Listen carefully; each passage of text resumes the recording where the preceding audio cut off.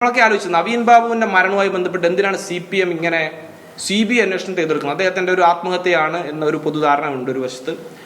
കുടുംബത്തിന് ഉൾപ്പെടെ പൊതുസമൂഹത്തിൽ മറ്റ് ഒരഭിപ്രായവും ഒക്കെ ഉണ്ട്.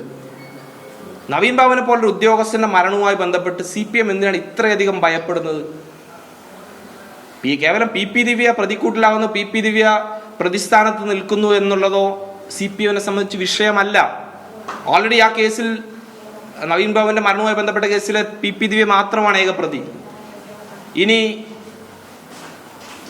ഈ കേസിൽ CBI വന്നാൽ കുടുംബം ആവശ്യപ്പെട്ടതുപോലെ PP ദിവ്യയുമായി ബന്ധപ്പെട്ട നവീൻ ബാബുവിന്റെ കൊലപാതകവുമായി ബന്ധപ്പെട്ട മരണവുമായി ബന്ധപ്പെട്ട കേസ് അത് CBI വന്നാൽ നവീൻ ബാബുവിന്റെ മരണത്തിനപ്പുറത്തേക്ക് ഈ പറയപ്പെട്ട ബിനാമി സ്വത്തിടപാടുകളോ ഇതിലെ സാമ്പത്തിക ഇടപാടുകളോ ഇത് സംബന്ധിച്ച ക്രമക്കേടുകളോ എല്ലാം പുറത്തു വരുമോ എന്ന ഭയം കൂടെ ഉന്നതരായ CPI നേതാക്കളിലേക്കുള്ള വിരൽ ചൂണ്ടലായ ആ അന്വേഷണവും മാറുമോ എന്ന ഭയം തന്നെയാണ് ആദ്യഘട്ടത്തിൽ CBI അന്വേഷണം ആദ്യഘട്ടത്തിൽ ആവശ്യപ്പെട്ടപ്പോൾ നിങ്ങൾക്ക് എല്ലാവർക്കും ഓർമ്മയുണ്ടാവും MV ഗോവിന്ദൻ മാഷ് എന്താ പറഞ്ഞതെന്ന്.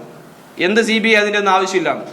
വളരെ കൃത്യമായ മുൻധാരണയോടുകൂടി തന്നെ പാർട്ടിയുടെ സംസ്ഥാന സെക്രട്ടറി MV ഗോവിന്ദൻ മാസ്റ്റർ ആ പ്രതികരണം നടത്തണമെങ്കിൽ ഒടുവിൽ കുടുംബം സിംഗിൾ ബെഞ്ചും ഡിവിഷൻ ബെഞ്ചും കഴിഞ്ഞ് സുപ്രീം കോടതി വരെ പോകുമ്പോഴും അതിനേക്കാൾ ആവേശത്തിൽ സർക്കാർ അതിനെ പ്രതിരോധിച്ചിട്ടുണ്ട് എങ്കിൽ അതിൻ്റെ പിന്നിലും ഈ വഴിവിട്ട ഇടപാടുകളും ഇത്തരം ബിനാമി ഇടപാടുകളുടെ വിശദാംശങ്ങളും ആ മരണത്തിന്റെ ദുരൂഹതയോടൊപ്പം അന്വേഷണത്തിൽ വെളിച്ചം കാണുമെന്ന ഭയം കൂടിയാണ് ആ നിലപാട് സർക്കാരും CPM സ്വീകരിച്ചു എന്നുകൂടെ മനസ്സിലാക്കുക.